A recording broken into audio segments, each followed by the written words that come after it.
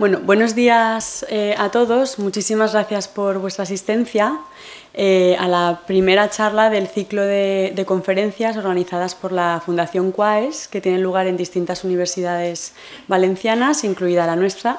Y bueno, que agradecemos mucho a la Fundación por su apoyo a nuestra universidad y estamos encantados de acoger este tipo de eventos. Hoy tenemos el honor de escuchar a José Antonio Lorente, que es catedrático de la Universidad de Granada y director de GENIO, que es un centro que trabaja en la base genética de las enfermedades, si no me equivoco, ¿verdad? De las enfermedades humanas. Y bueno, una charla que va a ser generalista y especialista al mismo tiempo, que yo creo que va a poder satisfacer al distinto tipo a la audiencia que tenemos hoy, así que seguro que será de mucho interés. Y aprovecho para invitaros a la siguiente conferencia de este ciclo, que tendrá también lugar aquí y será el viernes 22 de febrero a las 12:30, a cargo de Dolores Corella, de la catedrática de la Universidad de Valencia, y que nos hablará de ómicas, genómica, proteómica, metabolómica, etcétera. Y bueno, pues aprovecho esta cuña publicitaria para animaros a, si os gusta esta charla, que acudáis a la siguiente. Bueno, sin más, muchas gracias por venir y espero que disfrutes la conferencia. Pues buenos días yo también a todos y muchas gracias por venir como ha dicho la compañera, a este primer seminario que organiza la cátedra de la Fundación Quaes también con la Universidad Politécnica. Este es un ciclo que lo hacemos todos los años coincidiendo con el inicio del curso. Son los ciclos de los seminarios y de los cursos académicos, y esta es la 8ª edición, o sea que la cosa pues va bastante bien, ¿no? Nuestra idea con estos cursos es tratar de contribuir a la formación en determinadas áreas relacionadas con la genética y con la genómica, que tienen un desarrollo extraordinariamente veloz y que es muy difícil que muchos de los conceptos que van transmitiendo los ponentes que van llegando, pues se puedan dar en las universidades o gente ya profesionales que lo puedan absorber. Por eso el hacer estos ciclos. Y en este caso concreto de hoy, pues contamos con la participación del profesor José Antonio Lorente, que es catedrático de Medicina Legal y Forense en la Universidad de Granada y es director de una empresa GENIO, que es un centro mixto entre la Pfeiffer, la Universidad de Granada y la Junta de Andalucía, y que trabaja en genómica e investigación oncológica. El doctor Lorente, la verdad es que tiene una trayectoria increíble. No voy a leer ni muchísimo menos el mini resumen que me ha pasado. Simplemente decir que él es médico, hizo la carrera de medicina en Granada, se doctoró también en Granada, empezando ya a trabajar en el ámbito de la patología forense, y después de eso se hizo médico especialista en medicina legal y forense. Y a partir de este momento pues se marchó al extranjero, como debe hacer casi todo el mundo que se quiere dedicar un poquito a conocer y a profundizar más en temas en el ámbito de la investigación. Estuvo en Alemania durante 1 año y medio y estuvo prácticamente 2 años en Estados Unidos, primero en Berkeley, en California, y después en la Academia del FBI, que esto suena muy bien, ¿no? En Virginia. Y luego ya vuelve a Granada y empieza a desarrollar toda su carrera, tanto académica como científica y como investigadora. Destacar únicamente 2 o 3 ámbitos de investigación. Ha sido el director científico y propulsor del programa Fénix de identificación genética de personas desaparecidas, director del convenio del programa de identificación genética de desaparecidos en Chile. Esto realmente es muy importante. Y director científico del proyecto de identificación genética de los restos de Cristóbal Colón. Además de todo eso, pues ha escrito 170 publicaciones internacionales y es miembro de múltiples academias de medicina, de ciencias e incluso de historia y del arte. cosa que también me ha sorprendido muy gratamente.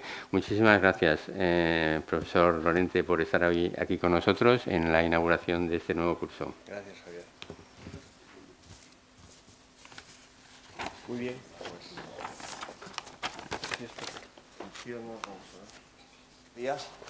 Voy a mover aquí, ajustar el escenario como si de un juego de magia se tratase, porque algo de magia tiene todo este mundo de la genética y de la genómica. Bien, en primer lugar, buenos días de nuevo. Muchas gracias a la Fundación QUAES. Gracias, don Vicente, gracias a Miriam y a todo su equipo por la invitación. Gracias también a la Universidad Católica de Valencia. Estoy encantado de estar en Valencia, en general, y de manera particular también a la Universidad Católica. Además, como persona que soy católico, no hay por qué no decirlo. Es decir, pues todavía más contento de estar con todos ustedes y con todos vosotros y con todas vosotras para hablaros de un tema del que venimos trabajando, luego para que no se queje mi rectora de la propaganda que yo hago en la Universidad de Granada. Esta es una fotografía antigua que estaba en la página web hace 20 años en la Universidad de Granada y que resume muy bien los tres de los grandes símbolos de nuestra ciudad. La Sierra Nevada al fondo, que ya está así, ya hay un montón de nieve para poder esquiar, de hecho ya están esquiando allí. La Alhambra como símbolo más importante en cuanto a monumento histórico, y luego ese escudo de la Universidad de Granada, fundada en el año 1531. Pero hoy vamos a hablar de ADN, básicamente, y lo vamos a enfocar en tres campos diferentes.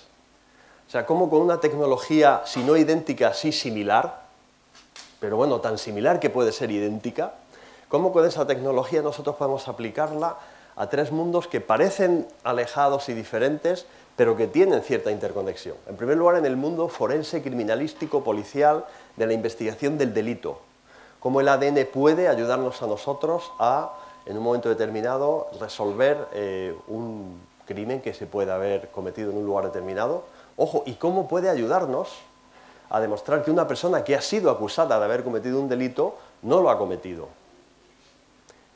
En segundo lugar, vamos a ver cómo el ADN se utiliza o se puede utilizar en el diagnóstico médico, que es obvio que se puede utilizar, pero cómo se puede utilizar analizando simplemente pequeños fragmentos de ADN. Un concepto ahora muy de moda que es el de la biopsia líquida, pues cómo nosotros podemos hacer el seguimiento de ciertas enfermedades, de ciertas patologías realmente muy graves, como por ejemplo pueden ser las oncológicas, el cáncer, a través de la determinación del ADN en células tumorales circulantes, a través de la determinación del ADN, por ejemplo, ADN libre que hay en la sangre, de células que se rompen, de exosomas, de microRNAs, hay una serie de... Y esto se puede hacer hoy en día y está ayudando a la medicina muchísimo, porque nosotros somos capaces, o estamos empezando a ser capaces, de dar a los médicos que están delante del paciente una información actualizada a diario prácticamente de cómo va evolucionando ese paciente. No hay que esperar 3 meses después de un tratamiento a ver haciendo un TAC si el paciente ha respondido de una manera o de otra, sino que a partir de ahora estamos comenzando a. Quiere decir que hay futuro, quiere decir que hay trabajo.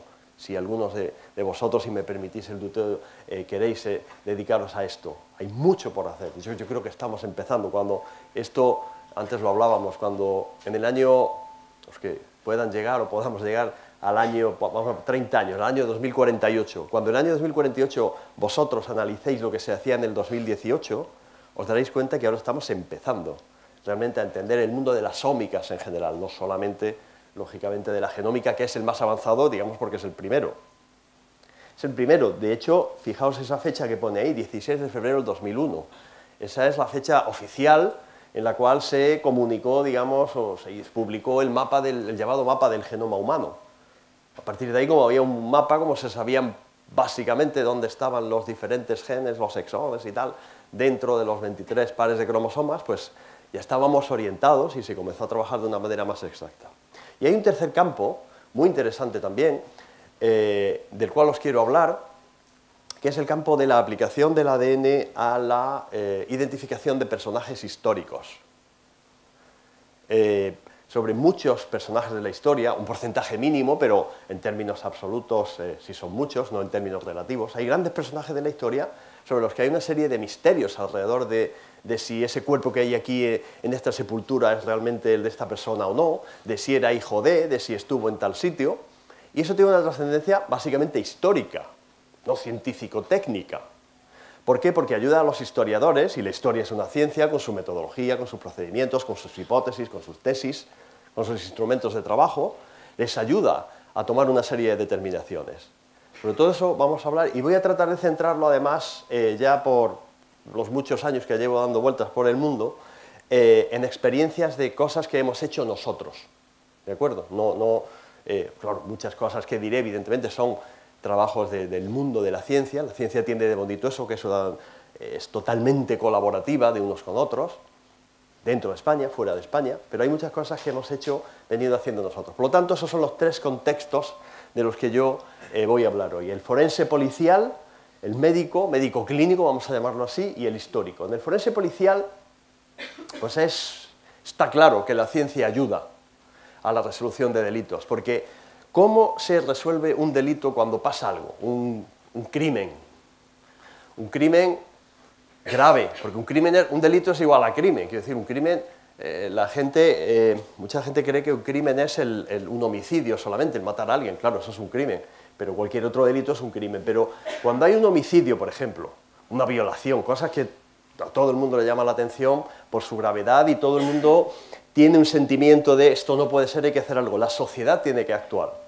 Y la sociedad actúa a través de, digamos, pues la investigación policial bajo la tutela de la autoridad judicial. La ciencia es la parte más importante porque es la parte objetiva, si se puede hacer y evidentemente si se hace bien. Porque lo demás, pues hombre, a veces sirve, otras veces no. Las declaraciones de testigos unas veces son totalmente fiables, otras veces no. El modus operandi, pues unas veces le da pistas a la policía de quién puede haber sido, otras veces no. El que haya una grabación de una cámara de vídeo, pues unas veces se verá perfectamente la cara del presunto, otras veces no. Pero si nosotros somos capaces de determinar que quedan ADN de unas manchas de sangre, o de una mancha de semen, o de una serie de pelos en el cuerpo de una persona, eso sí es ya más importante. El ser humano desde siempre se ha venido enfrentando a este problema de la resolución de los delitos. De hecho, eso que hay ahí viene a ser una representación se supone, de cómo Caín mató a Abel. Es decir, el crimen, el delito, está ya hasta del Antiguo Testamento. Yo siempre digo una cosa, si seguimos al Antiguo Testamento, en aquella época, ¿quién había en el mundo? Adán y Eva, Caín y Abel. 4 personas. Uno ya era un asesino. El 25% de la población del mundo era delincuentes graves. Hoy estamos mejor. Estamos mejor, pero estamos mejor también porque hay, evidentemente, el Antiguo Testamento es el Antiguo Testamento, no tiene más categoría que una narración, pero el delito siempre ha acompañado al ser humano. El hecho de que alguien cometa algo que cree que está mal y trate de esconderlo, todos lo conocemos.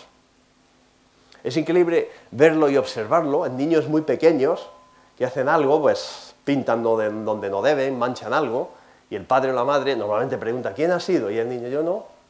Eso es algo innato, nadie le ha dicho tú no digas, ¿no? Quizás sea el tono de la madre o del padre amenazador. Pero el cometer un delito y esconderlo, pues sí, esto siempre ha existido y siempre ha habido medios de investigación que hoy en día evidentemente han llegado a la perfección de los que algunos de nosotros podemos ver en series de televisión, que ya más bien que sean famosas, han sido muy famosas, pero seguro que volverá una segunda parte de CSI galáctico, intergaláctico o algo así, y bueno, que demostrarán cómo se hacen estas cosas. En España también hicimos algunas series de televisión, un informe que hizo para la cadena de crimen e investigación, y en el cual yo tuve en un momento determinado la posibilidad de participar. ¿Por qué se puede identificar a las personas con ADN? Pues evidentemente no necesito explicarlo porque todos lo sabemos.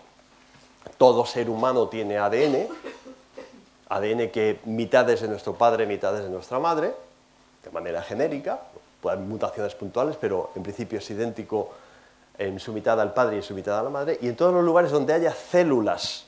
Células son restos de células porque nosotros podemos encontrar ADN dentro de las células cuando esas células tienen un núcleo.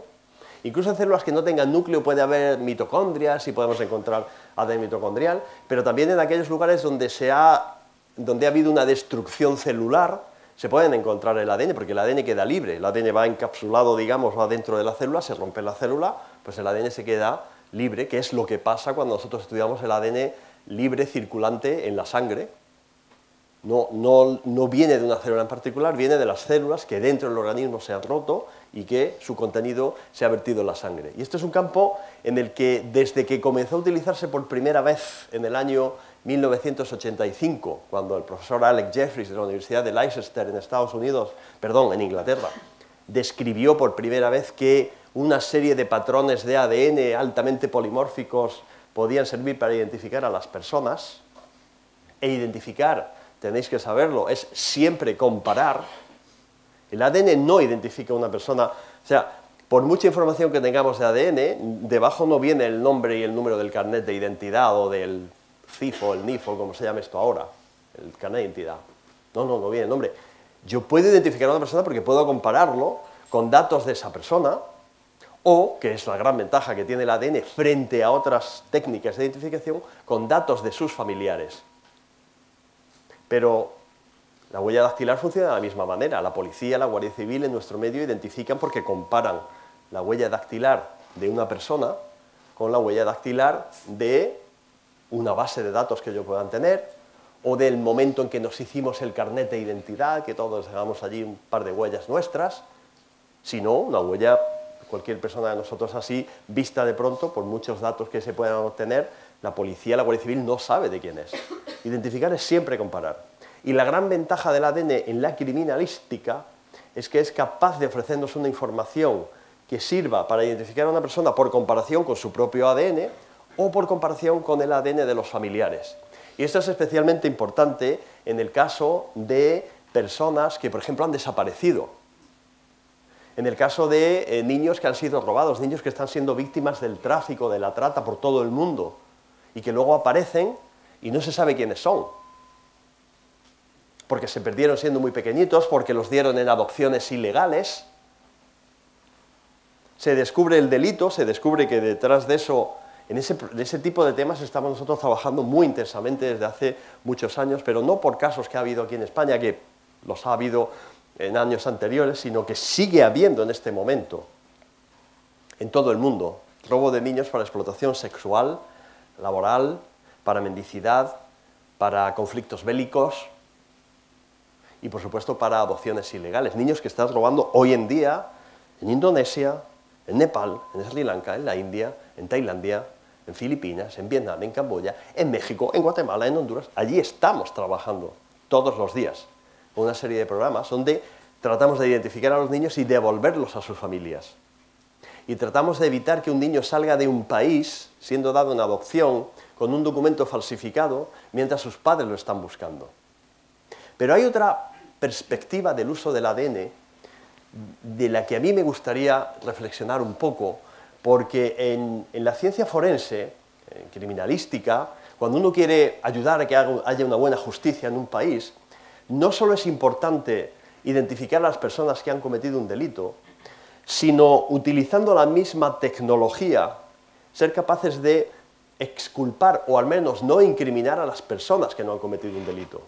Todos somos, cualquiera de los que estamos aquí somos, en un momento determinado, tenemos la posibilidad de ser investigados por la justicia, que es lo que se llama ser justiciable. Cualquiera de nosotros se nos puede acusar directa o indirectamente de un delito, de manera dolosa o culposa. Quiere decir, alguien con muy mala intención y obviamente habiendo preparado una serie de pruebas puede tratar de ponernos en relación con un delito. Delito que no tiene por qué ser un homicidio, puede ser cualquier otro tipo de una sustracción o un robo de una, no lo sé, de algo que no tenga mucho valor, pero hombre, ya viene la policía, ya te preguntan, ya te llevan a la comisaría.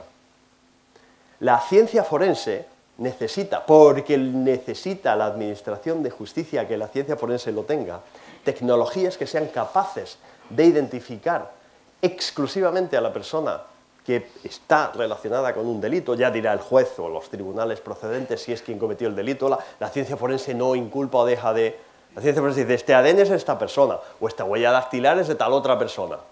¿Qué hace allí? ¿Por qué estaba allí? Es otro problema. Eso ya, los que estéis más en el mundo del derecho y la criminología, lo veréis que los delitos tienen unos hechos y unas circunstancias. La ciencia suele hablar de los hechos. Las circunstancias, que matizan totalmente el que una cosa sea un delito o no, hay que estudiarlas aparte.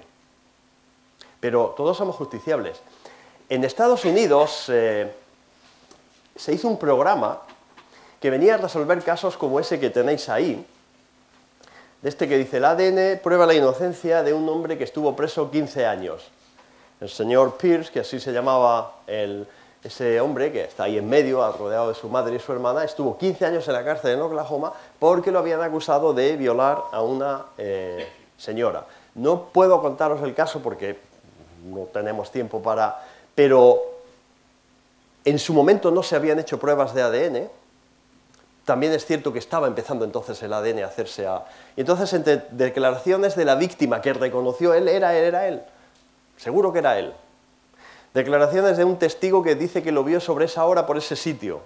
Y este hombre que no pudo tener una coartada porque estaba en su casa solo viendo un partido de, creo que era de béisbol, estamos hablando de Oklahoma, Estados Unidos, pues un deporte muy de los americanos, pues no estaba con nadie en su casa, nadie podía decir, porque si a mí me acusan de algo que ha ocurrido el día 30 de noviembre a las 1 en punto de la tarde, en Granada, creo que contaré con por lo menos 150 personas que dirán: no, mire usted, el doctor Lorente, el día 30 de noviembre a 1 de la tarde estaba en Valencia. Eso es lo que vamos a tener una coartada o no. No tiene por qué tener una intención criminal. Oye, tú puedes dar una explicación de dónde y cómo estaba. Este señor no la tenía. Y lo condenaron ¿hasta qué? Hasta que una prueba de ADN 15 años después demostró que el ADN que había en el cuerpo de la víctima y en las ropas de la víctima, que estaba todavía guardado en la oficina del sheriff del condado, que sea de Oklahoma, no era de esa persona, sino que era de otra que físicamente, eso sí es verdad, se parecía mucho a él. Tampoco es que fuera su hermano gemelo, pero se parecía. Entonces, la ciencia forense es capaz también de analizar o reanalizar casos y evitar que se cometan errores. En Estados Unidos hay un programa que se llama Innocence Project, ahí lo tenéis arriba a la izquierda, que consiste básicamente en analizar casos utilizando la tecnología solamente genética, ADN, de personas que han sido condenadas y que estando en prisión evidentemente dicen que ellos no han cometido ese delito. Claro, eso dice el 95% de la gente que hay en prisión. Yo no he sido, yo tal, a mí me engañaron, no que es... Bien, pero cuando ellos mandan sus casos a que los revisen los abogados del programa Inocente, Innocence Project o Inocencia, y ven que las pruebas de ADN no estaban hechas, o estaban hechas erróneamente, o había algún tipo de problema, vuelven a revisar el caso en profundidad, vuelven a hacer todos los análisis y fijaos cómo, y eso es la fecha, lo que pone ahí, eso es la página web, tiene una parte en español, aquí vosotros probablemente sepáis todos hablar perfectamente en inglés, pero si no, la página web, mirad aquí, pone español. Español significa que, como es una página web americana donde la población de habla española pues ya es mayor que aquí en España, incluso en términos absolutos, pues lo pone en español. El 18 de junio del 2008, 218 personas habían salido de la cárcel tras haberse hecho estudios de ese tipo. Eso es, por ejemplo, el caso el que vimos antes, el señor Pierce, ese de Oklahoma, pero ese señor que hay ahí arriba, que tiene cara de abuelete, buena gente, el señor Edward Homaker, fue acusado, como dice ahí, de erróneamente de haber cometido 7 violaciones. Rape es violación, es decir, es un delito muy grave. Por 7 violaciones en Virginia, yo viví allí casi 2 años, en el estado de Virginia, y donde está la academia del FBI que mencionaba antes el profesor, el doctor Benítez, Javier, por 7 violaciones en Virginia tú puedes estar en la cárcel 350 años. Y con suerte, si no te has muerto en el año 2400 no sé qué, pues sales de la cárcel, pero antes, allí no hay reducción de penas ni... Son cosas muy graves. Pero fijaos cómo evoluciona eso. En el año 2013 eran ya 305 personas, ya la página web ha venido cambiando, en noviembre pasado eran 2018 y esta mañana eran 362 las personas que habían sido exoneradas. ¿Lo veis arriba, en el centro? 362 personas condenadas a cosas muy diferentes, muchas de ellas a, como dicen ellos, a life sentence, a cadena perpetua. y otras muchas apenas de 40, 50... El Innocence Project no estudia apenas gente que ha sido condenada a 5 años de cárcel, son todas sentencias muy graves. Tengo una cosa que decir, y es que el sistema pericial americano y procesal americano es más dado a cometer errores de este tipo que el español. En España también ha habido errores, ha habido 2 casos muy famosos, uno de un señor, de cuyo nombre no me acuerdo, ya murió el pobre hombre, que estuvo 12 años en la cárcel, identificado con ADN, pero no, eran los comienzos de la era del ADN, había una serie de datos de ADN que sí lo identificaban a él como autor de un delito de violación, y estuvo 12 años en la cárcel, y luego cuando se amplió el análisis de ADN se demostró que no era él.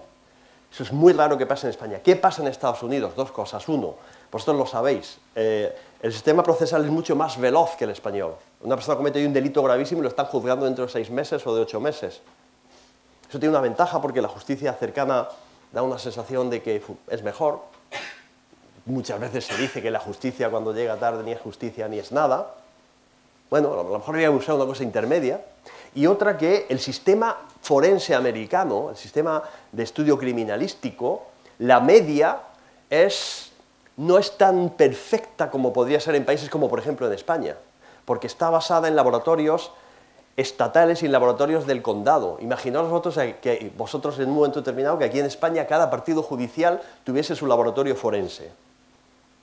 Entonces claro, el partido judicial de Madrid o de Valencia, que es una gran ciudad, pues hombre, tendría un laboratorio forense muy bueno. ¿Por qué? Porque hay muchos habitantes, hay muchos medios y tal. Pero el partido judicial de mi pueblo natal del norte de Almería, que la capital judicial es Purchena, que no la habéis oído ninguno, pero ahí queda, pues hombre, tendría un laboratorio, probablemente estaría asociado a otro partido judicial de por allí cerca, de la zona de, que os digo yo, de Mojácar, de Carboneras, son aquellas zonas más turísticamente, pero no tienen experiencia suficiente. Eso no pasa tanto, pero el ADN sirve, por lo tanto, y es un mensaje muy importante. La necesidad de hacer una prueba pericial bien hecha por expertos adecuados y por personas que sepan cómo hacer estas cosas. Con el ADN, España, tenéis que saberlo, fue el primer país del mundo que generó una base de datos para identificar a personas desaparecidas.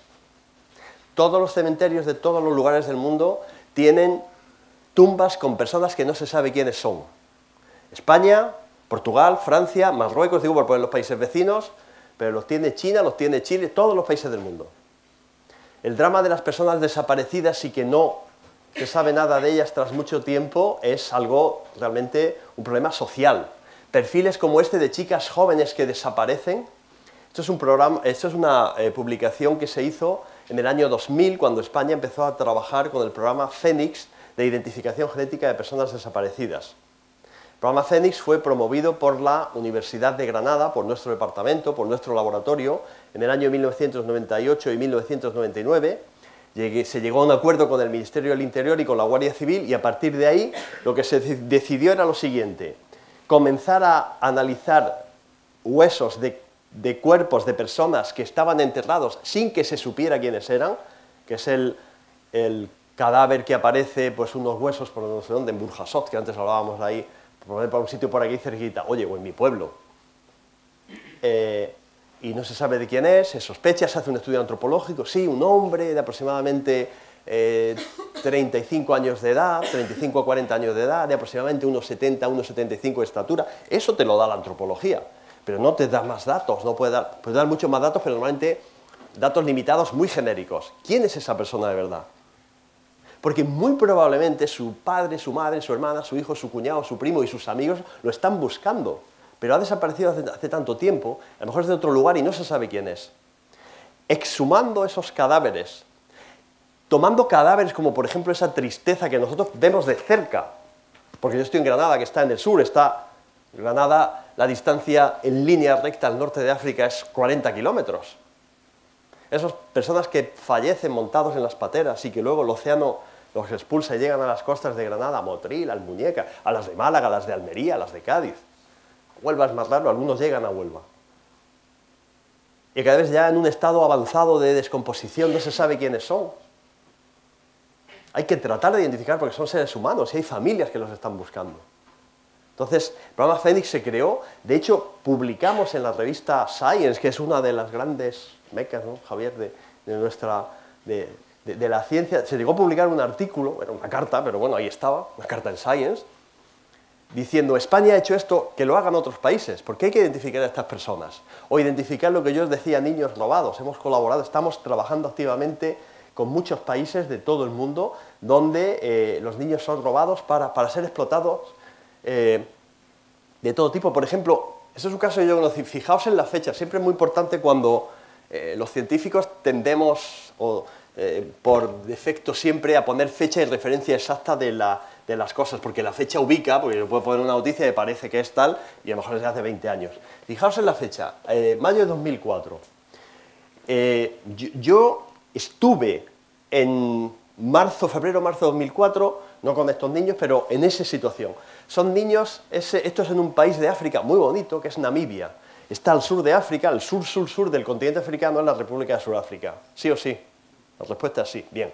Bien, pues al norte, porque si todo el sur es Sudáfrica, en la costa atlántica, por lo tanto en la costa del oeste, el país que hay inmediatamente al norte de la República Sudafricana es Namibia. En ese país, y en otros muchos, pero en ese país se dieron cuenta y nos llamaron para ver qué se podía hacer, lo que hacen es lo siguiente. Redes criminales van al interior del país, a 200 kilómetros, ya es plena selva, y roban niños como estos, pero más jovencitos, más pequeñitos, de 2, 3 años. Se los llevan a la costa y los ponen a pescar. ¿Veis las redes que tienen ahí? Son redes de pesca, artes de pesca. ¿Por qué pescan esos niños en la costa de Namibia? Porque en esa zona, hay una serie de zonas en esa parte de África, donde en aguas poco profundas, donde hay muchos arrecifes y hay pescados y mariscos de un gran valor. Y para pescarlos, como las aguas son poco profundas, ¿qué es lo que necesitan? Necesitan barcas que no se hundan porque no tengan mucho peso encima. Y un ser humano capaz de hacer ciertas cosas sin pesar mucho es un niño. Van al interior del país, roban niños con 2 o 3 años, los explotan durante una serie de años hasta que crecen. Cuando ya empiezan a crecer, desarrollarse métrico-ponderalmente, o sea, en estatura y en peso, ya no los quieren. Entonces, con esos niños los vuelven a montar en coches, en todoterrenos de estos, los llevan a otros 200 o 300 kilómetros al interior del país, aleatoriamente, no es que los lleven a su casa de sus padres, y los sueltan en la selva. Entonces, cuando las autoridades de Namibia se dieron cuenta de esto, nos llamaron, porque nosotros estábamos iniciando un programa que es el que yo os hablaba, que trata de luchar contra el tráfico de personas, que es DNA Pro Kids. Y lo que estamos haciendo con DNA Pro Kids, esto es también un invento, una promoción que hemos hecho, es un programa humanitario desde la Universidad de Granada, es ayudar a países donde los niños son robados, donde se pierden, donde tal, a que los identifiquen. Porque en todos esos países, en todos, por muy pobres que sean, por muy en vías de desarrollo que estén, porque ya no se habla de países pobres, se habla de países en vías de desarrollo, en todos hay orfanatos, o casas de acogida, o albergues, donde a un niño abandonado tratan de protegerlo, tratan de darle alimentación, de educarlo. Luego se escapa, bueno, pues si pueden lo vuelven a traer consigo mismo. En todos esos países los hay. Hay ONGs que colaboran en esa materia. Pero el gran problema que tiene es que aparece un niño muy pequeñito que no saben quién es, o porque no sabe hablar, o porque aunque hable no se acuerda de quién era. ¿Y qué hacemos con él? Si se hace ADN de esos niños y se compara con el ADN de los familiares, de las madres, de los padres, que los están buscando, que son prácticamente todos, porque eso que sale de vez en cuando que los niños los venden y tal, en comparación con el número real de niños perdidos que sus padres los están buscando, es un porcentaje mínimo.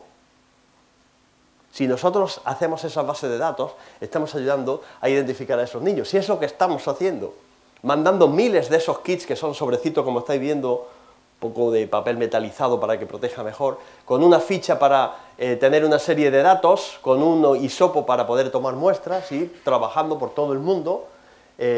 Y básicamente estamos centrados en la zona de México, todo Centroamérica, y luego Colombia, Ecuador, Perú, Bolivia, Paraguay, que sería aquí, un par de estados de Brasil, y luego en Asia, en Nepal, en algunos estados de la India, en Sri Lanka, la antigua Ceilán, y luego en Filipinas, y aquí lo que es en Tailandia, Malasia e Indonesia.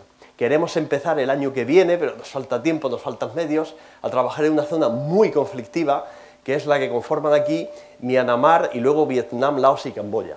Hay un tráfico de niños, pero para todo tipo de explotaciones sexuales, laborales, etcétera, que los venden. Y la facilidad de vender un niño es que alguien roba un niño, falsifica un documento y dice, este es mi hijo y punto y aparte. Y la única manera de probar que no es tu hijo, que no es un familiar tuyo, es con el ADN.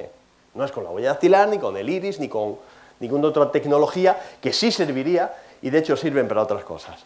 Avancemos hacia el campo médico, del cual no voy a hablar hoy mucho porque le he prometido a don Vicente que voy a venir otro, ¿verdad? Usted de ello, Javier, tal, ya. A hablar de temas médicos, pero en el campo médico, lejos de la película Gattaca, hacia la que podemos ir si no somos conscientes de que el ADN, primero, de que el ser humano no es solo ADN, por mucho que sepamos del ADN. Gracias a Dios, el ser humano es mucho más que el ADN. El ADN sí que es cierto que puede marcar nuestro campo de juego. Sí que es cierto que genéticamente nosotros podemos llegar a ver, y ya se saben muchos datos, pero se podrá llegar a ver, mira, este niño desde el momento del nacimiento, incluso antes, porque se puede hacer un diagnóstico prenatal, pues va a medir entre 1,75 y 1,80 y va a tener una capacidad intelectual, de inteligencia abstracta de tanto, todo eso se podría saber en un momento, de hecho se sabrá, algunas cosas ya se saben. Pero un niño que va a medir entre 1,75 y 1,80, por hablar de manera coloquial, significa que por muy mal que lo alimenten, muchos problemas que tenga, a no ser que tenga alguna enfermedad que le impida el crecimiento, el desarrollo métrico, va a medir 1,75. Y por el otro extremo, por muy bien que esté alimentado, por mucho ejercicio que haga, por las mejores vitaminas que tenga, no va a medir más de 1,80. Pero entre eso hay mucha, igual que con otras características del ser humano. El ADN nos marca un terreno de juego, pero el Valencia y el Levante pueden jugar dentro del campo de fútbol a la defensiva o al ataque, por las bandas o por el centro o tal, o pueden no jugar, que a veces algunos equipos no juegan. Ya hablo del Granada, no hablo del Valencia, ¿vale? Entonces, el ADN no es algo mágico. El ADN no es algo mágico donde nosotros seamos... Y lo malo es, y aquí surgen grandes temas éticos que vosotros nunca debéis de perder de vista. Parece que hay un enfrentamiento entre la ética, muchas veces la moral, ya con un componente religioso, sobre todo de religiones que cuidan al ser humano como ser humano, frente a los avances de la ciencia. No, es que hay que regular estas cosas, porque si no podemos convertirnos en mundos de estos de Gattaca. Entonces, no, tú vas para esto y tú sirves para esto. Y como es verdad que a lo mejor medio sirves para eso, pero dejas castrado a un ser humano que a lo mejor tiene otras capacidades, que con el ejercicio de una profesión podría haber desarrollado perfectamente, pero que si lo has obligado a realizar una profesión determinada, X, la que sea, pues no va a poder hacerlo. El papel de la medicina siempre será mucho mayor. Aquí es donde surge todo este tema digamos, del uso del ADN en el campo de la medicina, de la genómica, que luego están todas las otras ómicas. Ya estamos empezando a hablar de la epigenómica, de la transcriptómica, de la proteómica, que lleva toda la vida dando vueltas, evidentemente. Son ciencias mucho más complejas. Y luego la neuradómica, la metabolómica, y casi que todos los días se inventan una ómica, o por ahí veo yo Javier publicado algo con alguna nueva ómica. Pero bueno, lo que es la genómica ayudará mucho a la prevención y a la predicción de enfermedades. Predecir de manera particular lo que una persona puede temer o desarrollar algún tipo de patologías o limitaciones, y entonces hacer una prevención específica, no tan solo ya una prevención generalizada. Lo que ahora sabemos es como si vosotros vieseis ese mapa de España, de las carreteras de España, y lo que cuando aumentamos e ingresamos sabemos más es, vosotros fijaros en la parte esta del sur, de aquí de Andalucía, pues cuando uno investiga más lo que se encuentra es eso. ¿Qué es? Pues muchas más carreteritas, quiero decir, muchas más vías de comunicación. En principio, cuanta más capacidad tenemos de mirar y tratar de comprender el ser humano, con base en su genética, en los datos genéticos, nos damos cuenta que abrimos una puerta y luego hay cuatro más, y claro, hasta que todo eso se entienda y seamos capaces de entender cómo funciona, pues queda un largo y apasionante campo de trabajo. Y por eso muchas veces enfermedades, por ejemplo, vosotros fijaos aquí, digo por poner el sur de España, pero yo podría decir, viendo estas carreteras, si yo quiero ir de Valencia a Castellón, pues hombre, aquí está la autopista, ¿no? Vale, bien, pero si nosotros mirásemos eso con detalle, seguro que hay, si está cortada la autopista, seguro que hay 7 o 8 carreteras más para poder ir, tardaría un poco más de tiempo, sería más incómodo. Eso muchas veces nos pasa en medicina. Hemos bloqueado tal ruta de tal gen. Hemos sido capaces de bloquear el eje CR, el eje tal. Y luego, ¿cómo es que el tumor sigue creciendo? Pues oiga, porque ha encontrado una vía de escape.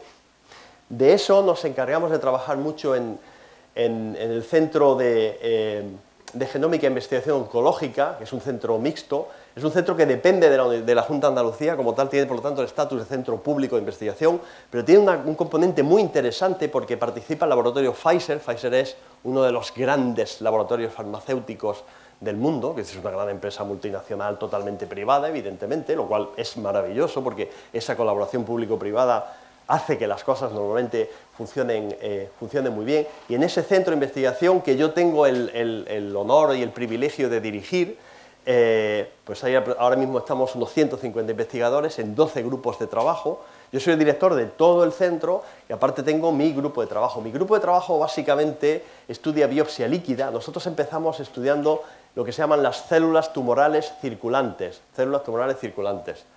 Tampoco la traducción es muy compleja. Circulating tumor cells, que son células, su nombre lo dice, células que se escapan de un tumor, de un cáncer, que normalmente suele ser el original, el que llamamos el primario, van dando vueltas por la sangre y como puedan llegar a algún órgano donde puedan anidar, originan el proceso llamado de metástasis, que suele ser la causa principal de muerte en más del 80%, de hecho, bastante más del 80% de los cánceres.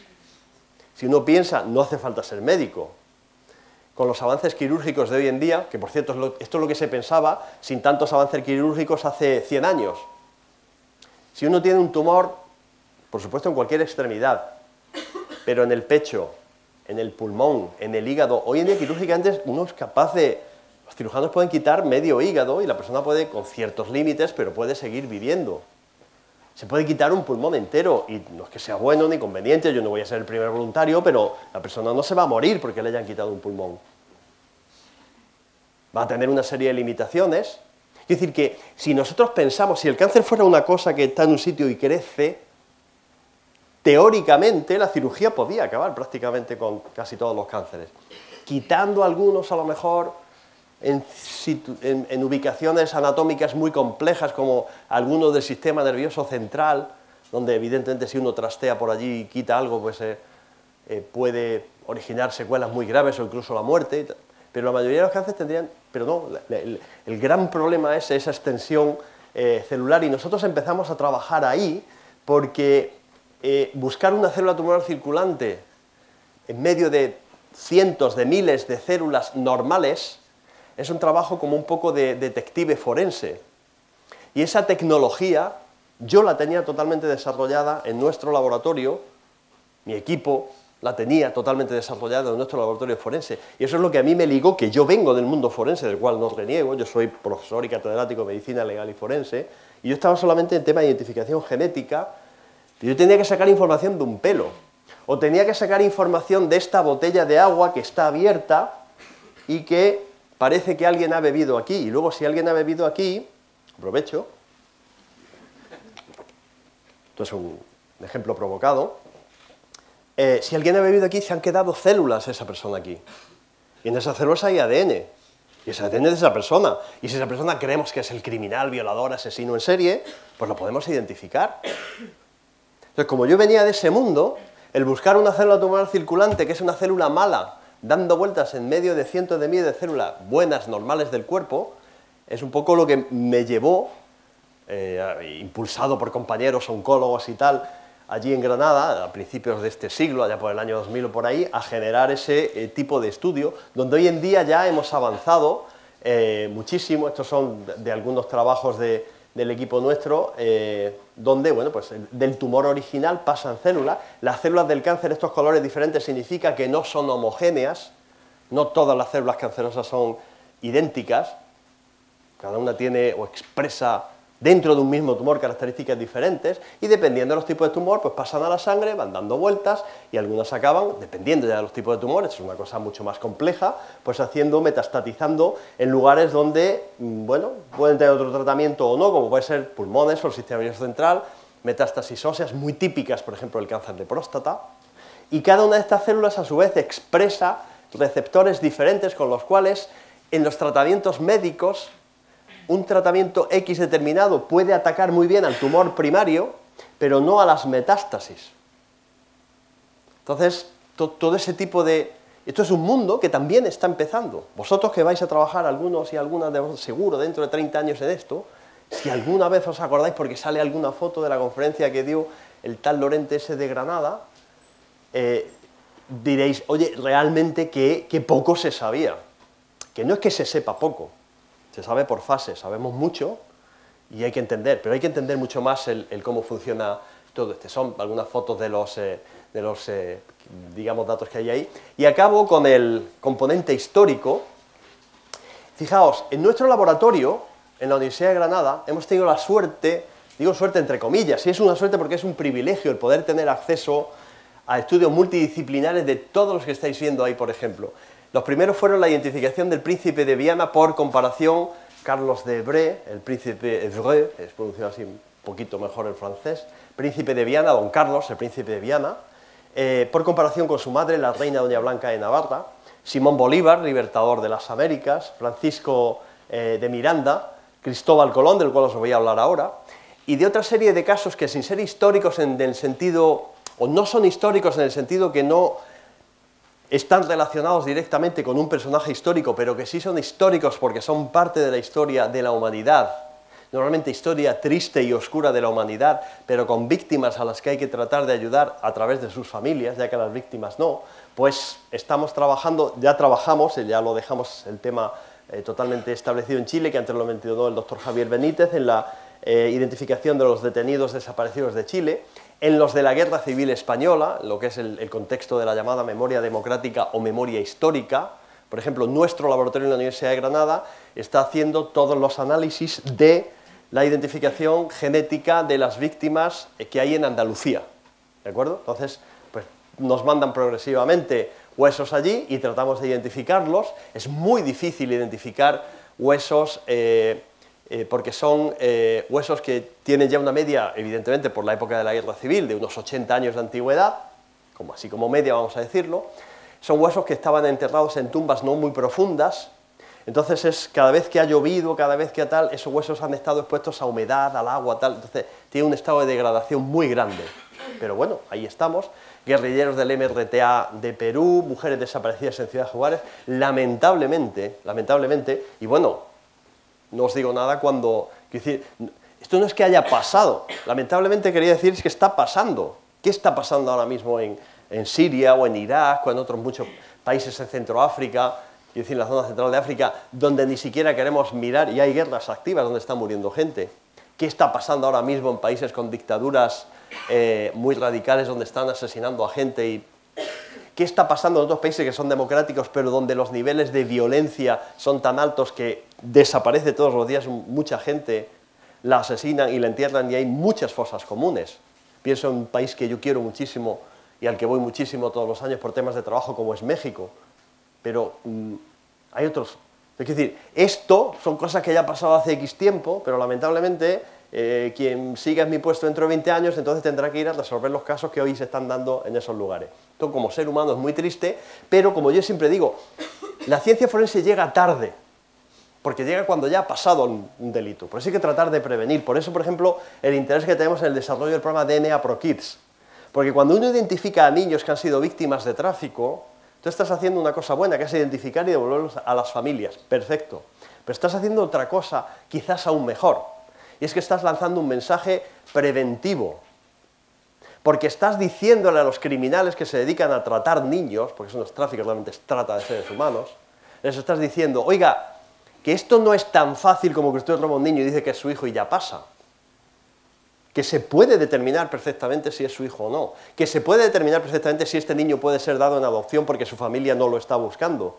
Entonces haces algo preventivo. Os pongo un mínimo ejemplo. En Melilla, ciudad española en el norte de África, estaban entrando desde hace ya 8 o 10 años en pequeños barcos personas a aguas territoriales españolas. Allí lo tienen incluso más fácil, hay un cierto control estricto de la Guardia Civil, pero vosotros sabéis lo que es Melilla, quiero decir, es una ciudad rodeada en el norte de Marruecos. Allí las bandas criminales no tienen que cruzar el estrecho. montan en el barquito a las personas, les hacen dar una vueltecita y en cuanto están en aguas territoriales españolas ya están en la Unión Europea. Y estaban utilizando eso para introducir a niños pequeños acompañados de mujeres que decían que eran sus madres.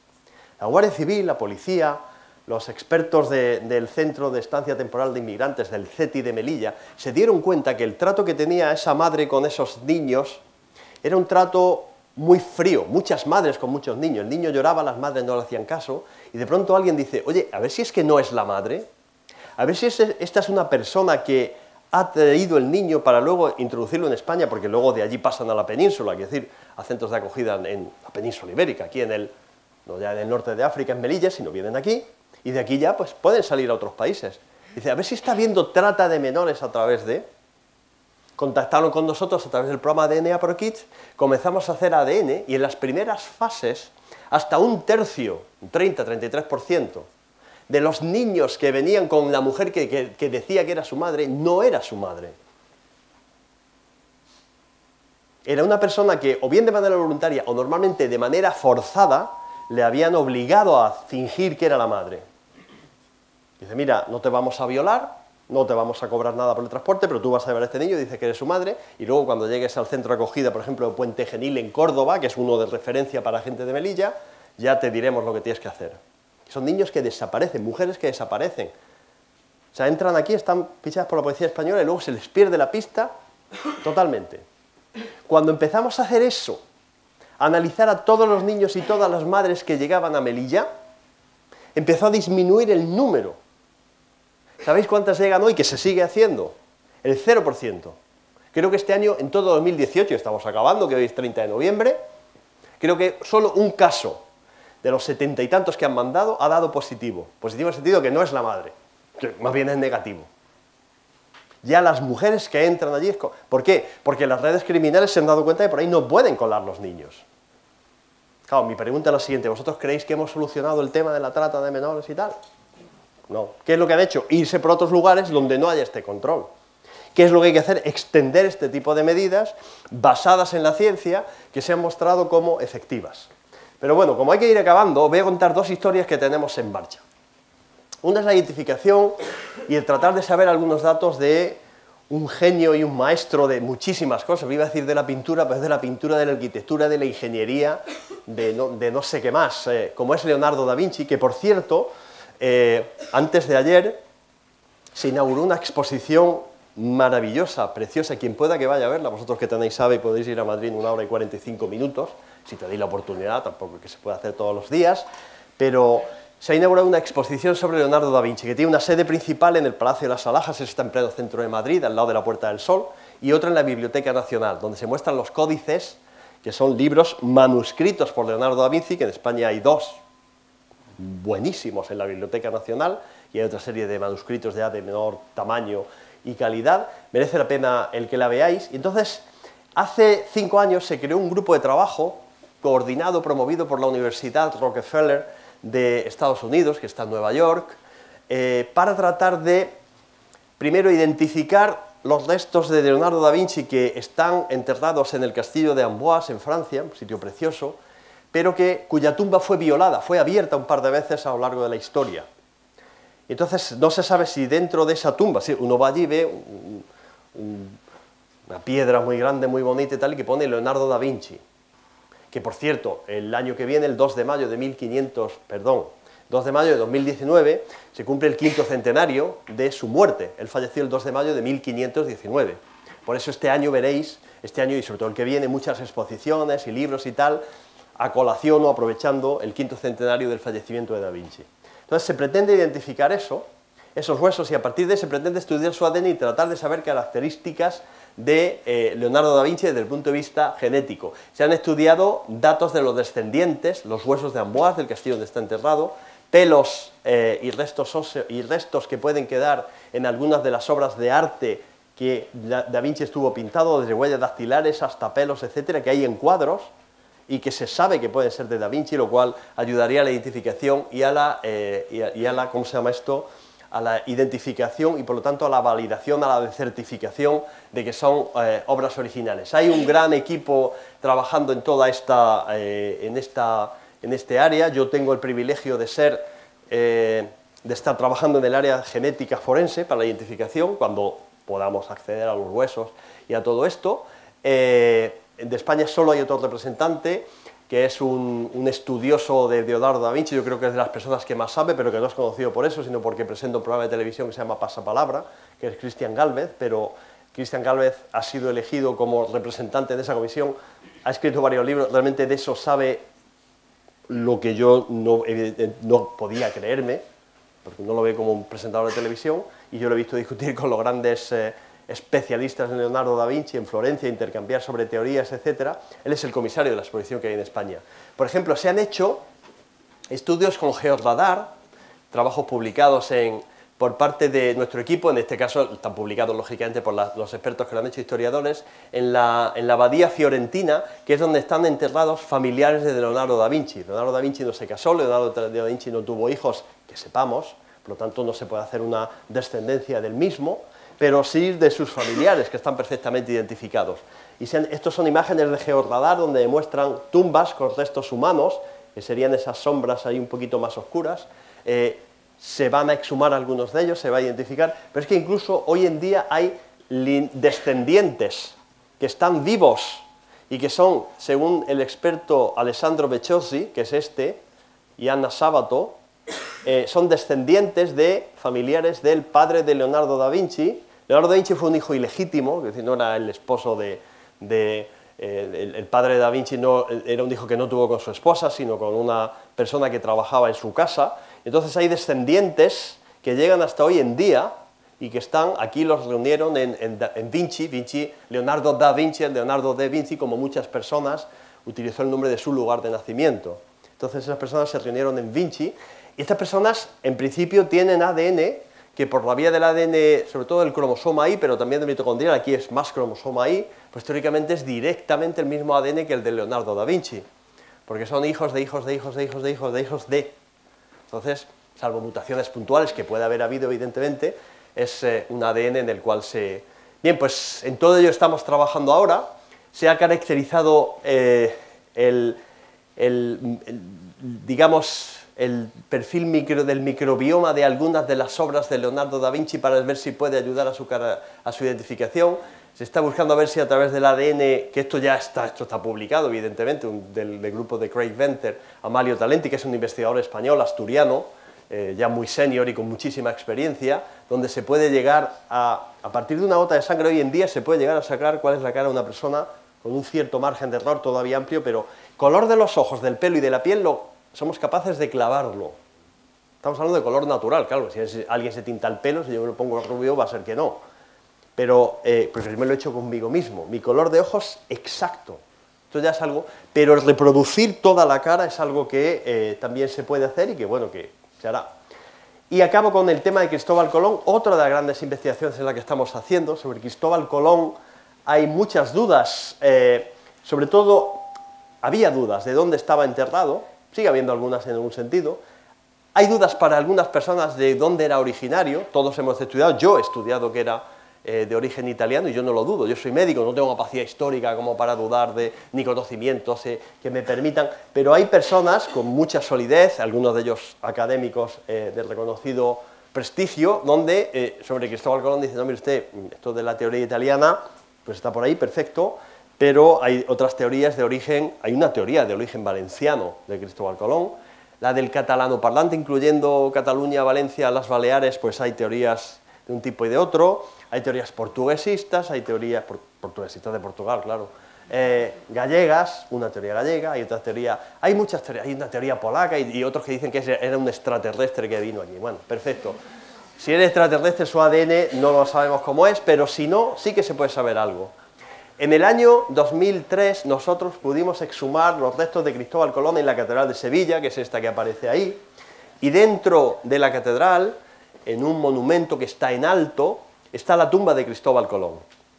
No tengo tiempo de contar porque no era el motivo específico de esta charla, pero Cristóbal Colón, que falleció en 1506, después de su muerte, Cristóbal Colón todos hemos estudiado que viajó 4 veces a América, ¿vale? Bueno, pues viajó una 5ª vez, que es después de muerto. Murió en Valladolid en 1506, después fue a Sevilla, de Sevilla fue a República Dominicana, de República Dominicana fue a Cuba y de Cuba volvió a Sevilla. Sus huesos, por avatares históricos. Cuando España perdió como colonia de República Dominicana, en una guerra con los franceses, que ocupaban la otra parte, que hoy en día es Haití, país franco de habla francesa, ¿vale?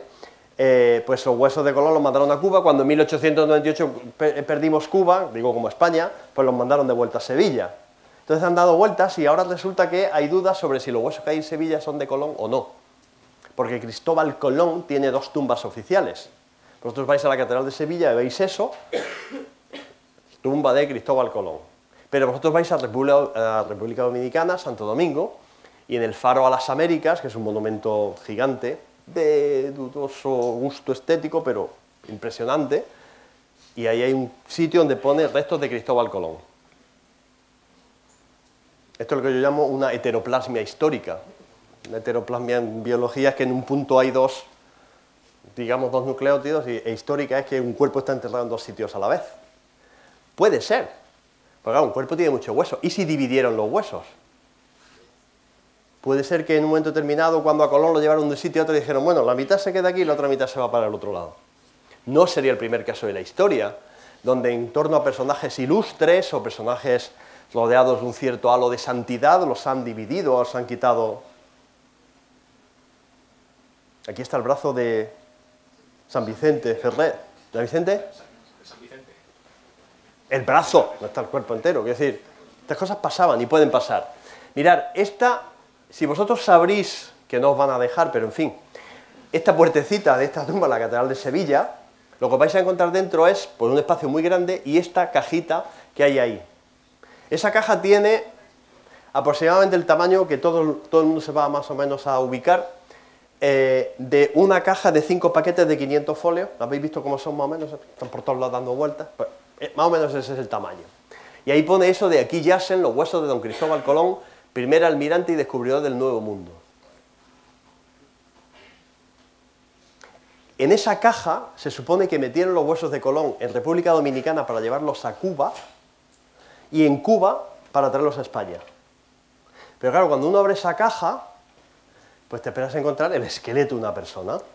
Como estáis sentados, aquí a nuestro amigo el cámara que se agarre, pues ahora vais a ver lo que hay dentro de la caja. Porque dentro de la caja, claro, uno se espera la bandera del pirata, un cráneo, los 2 fémures ahí cruzados, es decir, huesos grandes, y mirar lo que hay dentro de la caja. Eso es frustrante. O sea, yo cuando lo abrí, para identificar, porque claro, tú te esperabas, ya la caja no era muy grande, ya había una cierta amenaza de, digo, bueno, ¿aquí qué va a haber dentro? Pero, bueno, fijaos en una cosa, aquí hay fragmentos de hueso, algunos de ellos reconocibles por los antropólogos, evidentemente, o por cualquiera que tenga un conocimiento. Yo no tengo el básico como médico forense, como especialista en medicina legal y forense, pero aquí hay un montón de tierra, que ahora vais a ver cosas curiosas. Ese montón de tierra visto tridimensionalmente viene hacia arriba, o sea, dentro de este montón de tierrecilla, de arena, de tal, hay muchos más huesos, pero todo muy degradados, muy... Claro, son huesos que estuvieron durante muchos años dando vueltas en ambientes muy poco propicios para la conservación ósea.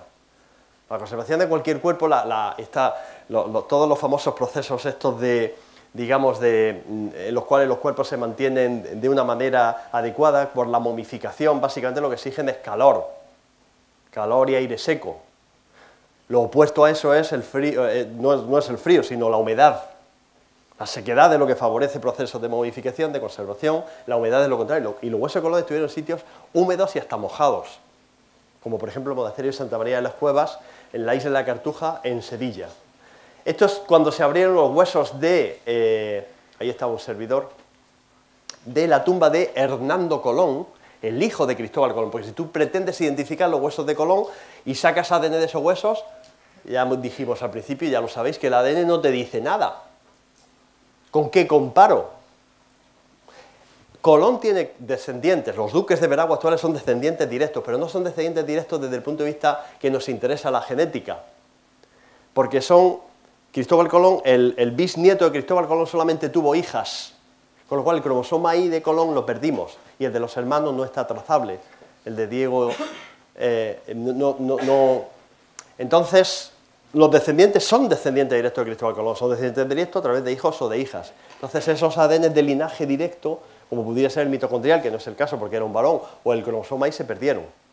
Entonces hay que buscar familiares cercanos, como era su hijo Hernando, que sí se enterró allí en la Catedral de Sevilla, en ese sitio, cuando falleció, y eso no se abrió hasta que lo abrimos nosotros. O sea que ahí ha estado casi 500 años sin que nadie lo tocara. Este sí, aquí se puede hacer casi que la bandera del pirata, falta el cráneo, los huesos se degradan, los huesos del cráneo, básicamente todo lo que conforman la parte más alta, la calota, frontal, parietales, etcétera, occipital, son huesos más débiles, se degradan más pronto. Una zona con cierta humedad, el fondo de la Catedral de Sevilla, aquí está el esqueleto más o menos recompuesto en posición atómica, pero fijaros que es lo que yo quería enseñaros un poco, lo que hay dentro de eso. Nosotros tomamos en 2 botecitos estériles tierra de ese, y digo, bueno, vamos a ver el tipo de tierra que hay allí. Cuando lo tomamos, si tengo que cavar, fijaos lo que empezamos a ver ahí. ¿Eso qué es? Esto es 1 centímetro esto es la referencia de 1 centímetro. ¿Esto qué es? Esto lo estudian los malacólogos. Serían, ¿cómo se llama eso? ¿Caracolas? En Granada dirían caracolillas. Bueno, pues caracolas, sí, caracolas, pero muy pequeñitas. Eso, cuando yo estuve mirando eso a simple vista, parecían trocitos parecían piedrecitas, que tú no identificabas eso y más cosas que vais a ver que había ahí. Ahora, esto hay un estudio que estamos esperando tener datos de ADN para publicar, a ver si evidentemente cuelan alguna de nuestras grandes Biblias de la ciencia.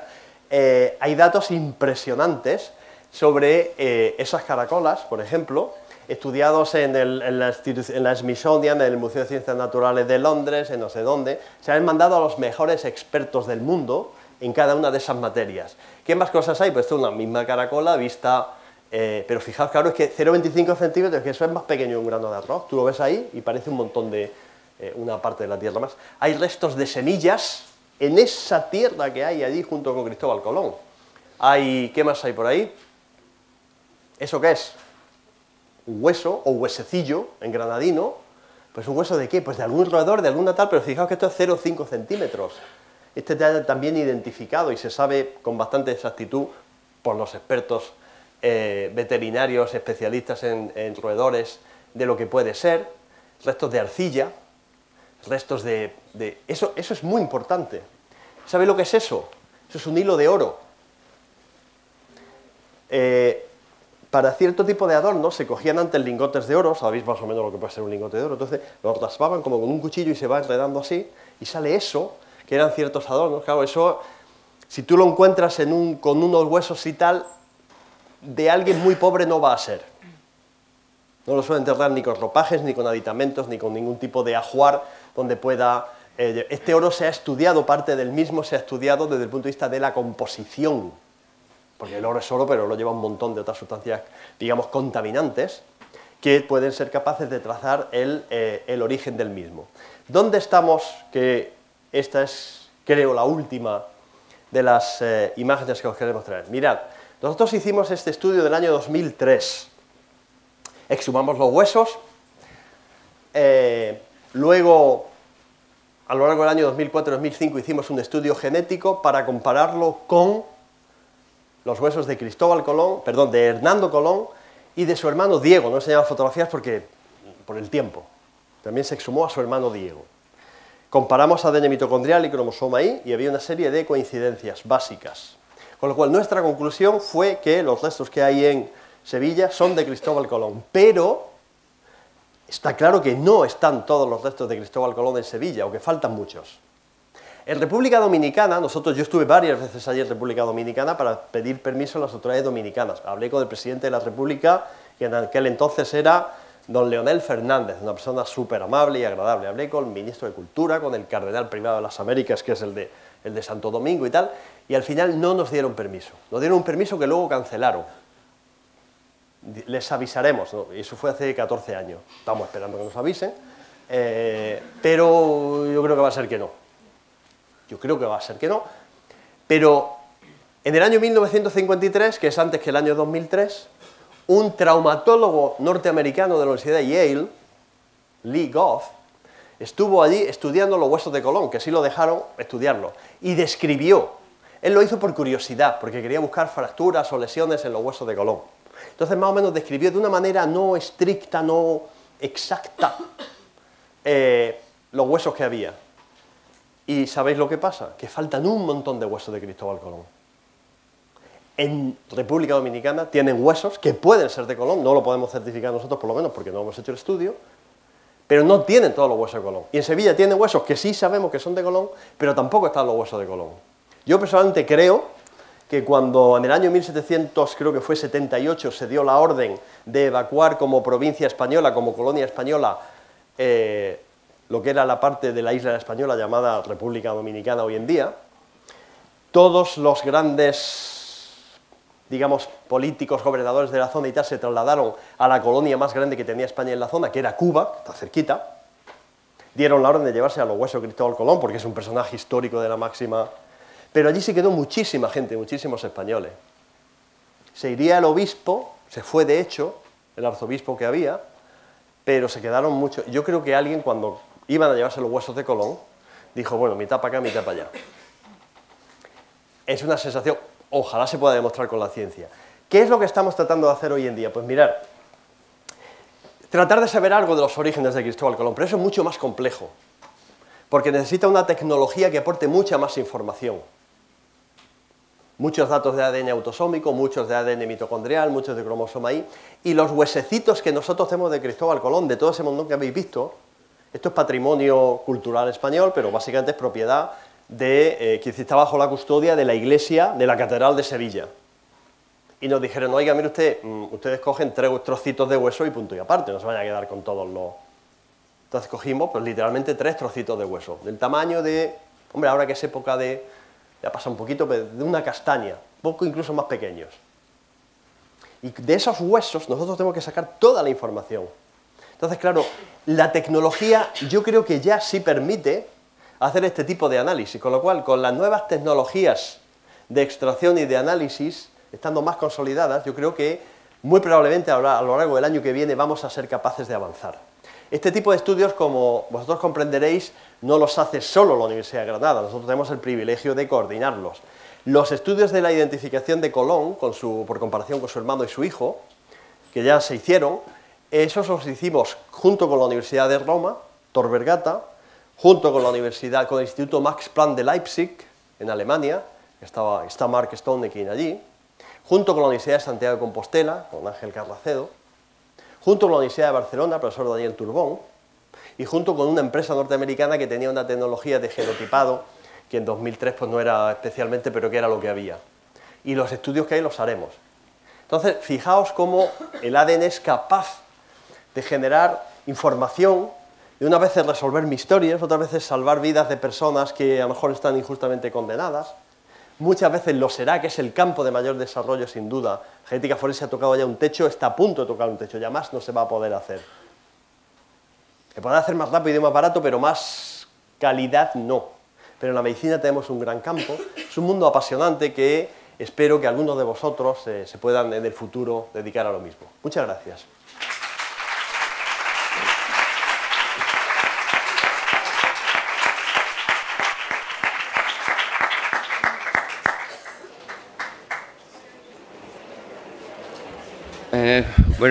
Muchas gracias, José Antonio. Ha sido un placer oír, escuchar y atender esta maravillosa conferencia. Y bueno, la prueba es que nadie se ha movido de su sitio. Yo creo que debe ser la primera vez que pasa esto.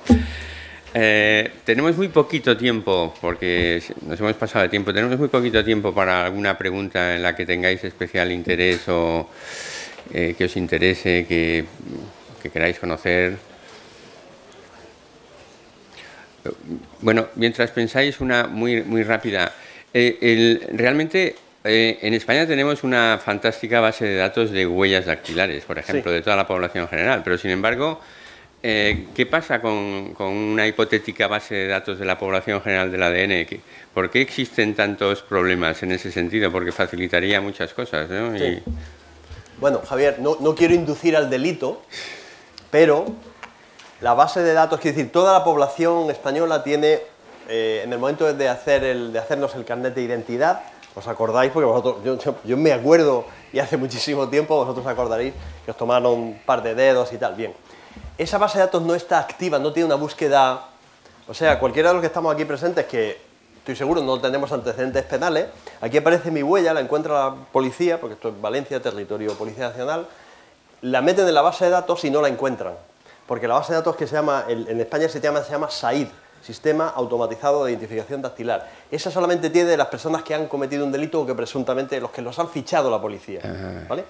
Entonces, de todas maneras, tu pregunta es totalmente correcta. ¿Por qué? Porque la base de datos de tipo genético está legislada, hay una ley en España, la ley Ley Orgánica 10 del año 2007, ley orgánica la de máximo nivel porque incluye derechos o afecta a derechos fundamentales. Hay una ley que permite y que obliga, de hecho, a introducir datos de personas que han cometido delitos graves que están tasados en nuestra ley. Entonces hay una base de datos que está activa, depende de la Secretaría de Estado del Ministerio del Interior y está coordinada pues, por la Secretaría de Estado, que es decir, pero está Policía, está Guardia Civil, están los Mossos d'Esquadra, está la Ertzaintza, y es una base de datos que es, digamos, limitada en comparación con la que tienen otros países, que son bases de datos mucho más amplias. Hay una tendencia que yo espero que no se dé, pero que se va a dar, porque es un tema ya más de negocio que de ciencia, que es el de hacer bases de datos masivas. Es decir, bueno, porque hay... Es que esto daría para una conferencia entera, con lo cual lo voy a dejar aquí para otra tercera conferencia. Yo me voy apuntando a Valencia. Vamos a ver.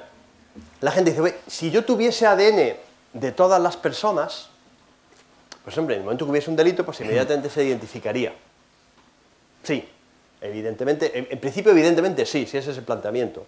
Con lo cual es algo que todo el mundo, digamos, compra. Dice, pues tal, pues yo como no tengo pensado cometer ningún delito, pues yo soy muy buena gente, a mí qué me importa que mi ADN lo tenga la policía, si yo soy bueno. Bien, yo he venido en el AVE esta mañana de Madrid. He venido leyendo, pero algún tiempo he estado un poco durmiendo. Como es evidente que a mí los pelos se me caen, yo estoy seguro que algún cabello mío, que los cabellos son los pelos de la cabeza, se ha quedado pegado al asiento del tren, ¿vale? Ese tren luego vuelve a Madrid. Y en mi asiento, que yo he venido para acá, coche 5, asiento 13C, se ha sentado otra persona que se ha apoyado donde estaba mi pelo y se pega mi pelo aquí. Entonces esa persona se baja del tren con mi pelo. ¿Vale? ¿Me seguís? Y esa persona se monta ahora en un avión, en Madrid, y acaba en Hong Kong. Y mañana por la mañana, cuando llegue a Hong Kong, lo asesinan. Digo por seguir un poco... entonces, la policía de Hong Kong, que es buena, yo los conozco, al hacer la autopsia, pues toman todas las evidencias y encuentran un pelo. Pelo, a lo mejor es del asesino. Entonces, lo meten en una base de datos que ya no es nacional, sino que es mundial. Porque como la ADN es tan bueno, pues ya, pues hacemos de todo el mundo. Entonces aparece un pelo, y ya el sistema estos cuánticos de computación te dicen pelo tal, Lorente Acosta, José Antonio, no sé qué, no sé cuánto. Y yo estoy en mi casa dentro, porque esto tarda en tiempo, y yo estoy en mi casa dentro de 2 semanas y me llama el jefe de la policía de Granada, que es amigo mío. Oye, José, hombre, tal, Paco es un nombre ficticio. ¿Cómo estás? Mira, tal. Oye, que tengo que hablar contigo. Mira, es que estoy muy liado, que estamos ahora con la Navidad, tengo un montón de reuniones, de tal, de consejos, de historias. Digo, vamos a dejarlo. Dice, no, es que es un tema urgentillo. Entonces yo empiezo a asustarme yo. Y me llama y tal, me dice, oye, ¿tú has estado en Hong Kong últimamente? Y a partir de ella la liamos. Yo en Hong Kong, pues últimamente no, estuve hace un año. ¿Qué es lo que pasa? No, es que tú conoces a Hong Chin Huang. Yo conozco a Hong Chin Huang. Pero seguro que no lo conoces, tal, no sé qué. Y hasta que alguien encuentra que ese Hong Chin Huang se montó en el asiento 13C desde Valencia, Sorolla hasta Madrid y que mi pelo pudo, que se... ¿Sabéis lo que os digo? Entonces, ¿qué es lo que pasa? Que es a donde iba, pero quería hacer esta reflexión. Que el exceso de información puede llegar a complicar la investigación. Igual que en medicina, igual que en ciencia. Muchas veces tiene un montón de datos que no sabes cómo interpretar y hasta que te das cuenta que son secundarios y que no afectan a tu vida o a lo que estás buscando, entonces no está tan claro igual que de personas desaparecidas. Oiga, pues hacemos una base de datos todo el mundo. Y una cosa que no os olvidéis, porque es triste, ¿qué estamos viviendo en partes de Europa ahora? La generación de movimientos de tipo, vamos a llamarlos racistas de manera general, ¿sí o no? Lo estáis viendo. El ser humano que no aprende, si tuviésemos una base de datos habría algún chalado, por hablar de una palabra suave, alguien con alguna alteración mental grave que sería capaz de en un momento determinado, en un país, decir, bueno, como tengo los datos de todos los que tengan este tipo de genética son gente de segunda clase. No es que lo vaya a matar, pero originaría, creo yo, y fíjate que va en contra de mi negocio, entre comillas, no es que yo tenga negocio de esto, pero creo que las bases de datos masivas no aportan. Ahora, bases de datos muy bien reguladas y controladas, quizás un poco más amplias que la española, sí. ¿Vale? Bueno, muy bien, muchísimas gracias no solamente por la conferencia, sino por el cuento que nos has contado de última hora. Está bien, un extra. Gracias.